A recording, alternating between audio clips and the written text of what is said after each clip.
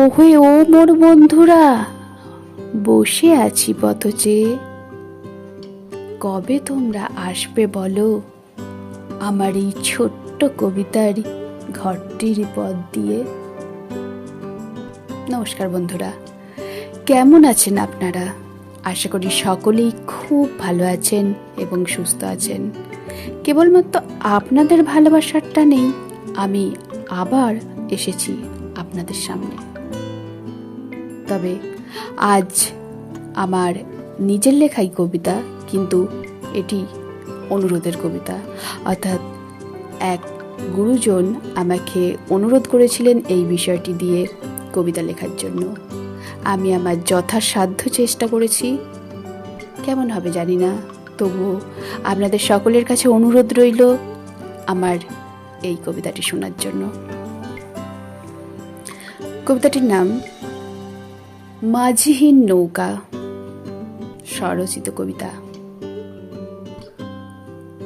ও সুন্দর নদী, বড় সুন্দর তোর রূপ, কুলকুল করে বয়ে যায় জল, তবু তুই কেন এত চুপ? তোর স্রোত রাশি, তোর জলে মাছও রাশি রাশি, তোর জল পেয়ে উপকৃত হয় কত যে চাষি। তাও কেন চুপ, তাও কেন নীরব, তাও কেন নেই হাসি তোর মুখে সব? ওহে সুন্দরী নদী, বুঝেছি হয়তো এখন, ভালো করে দেখি না তো ওই নৌকাটি তখন। আহারে ভারী সুন্দর, ভারী তার রূপ, তাহার রূপ সৌন্দর্যে আমরা সকলেই হই চুপ। এখন তবে হাস, হাস তো একটুখানি, তোর এই গোমরা মুখটি দেখতে আর পারিনি। ভাবছি এখন সবই আছে, সবই পেলি তুই, তাও তোর মুখ কেন ওই রকম?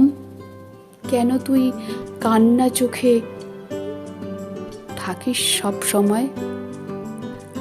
নদী কয়, ওরে আমার বন্ধু শোন, তবে শোন, জল আছে, স্রোত আছে, নৌকাও তো আছে, কিন্তু মাঝি নেই যে হেতায় নৌকার সাথে সাথে।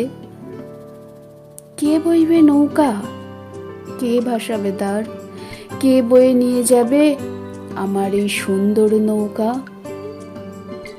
এই তবে তোর দুঃখ, এই সব কষ্টের মূল? দাঁড়া তবে করি যদি তোর কোনো উপকার। মাঝিবিহীন নৌকা কেমনে বলো মানায়, নদীতে স্রোত বাড়ে, জোয়ার এলো বুঝি। কই গো, কোথায় গেলে তুমি, ও গো ও প্রিয় মাঝি? দাঁড়া দাঁড়া নদী, একটু সবুর কর, মাঝি খুঁজতে সময় লাগে, ততক্ষণ তো ধৈর্য ধর। নদী কয়, আর কতক্ষণ, আর কতদিন? অপেক্ষা করে করে আমার ধৈর্য এবার হচ্ছে ক্ষীণ। তোর কথা ভেবে নদী বড় কষ্ট হয়, তবে ছাড় সবার কথা, যদি আমি মাঝি হই তাহলে কেমনে হয়?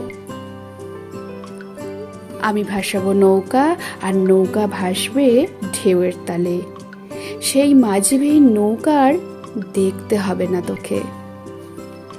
নদী তোর মানান শুধু জলেই কেবল নয়, নৌকা মাঝি পারাপারের গান, তবেই না নদী পূর্ণতা পায়। তাই মাঝি হয়ে এলাম আমি ওরে তোর কাছে, তোর পাশে থাকবো আমি চির সুখ ও দুঃখে। নমস্কার, কবিতাটি কেমন লাগলো অবশ্যই জানাবেন। কণ্ঠে শ্রাবন্তী সাহা, কলমে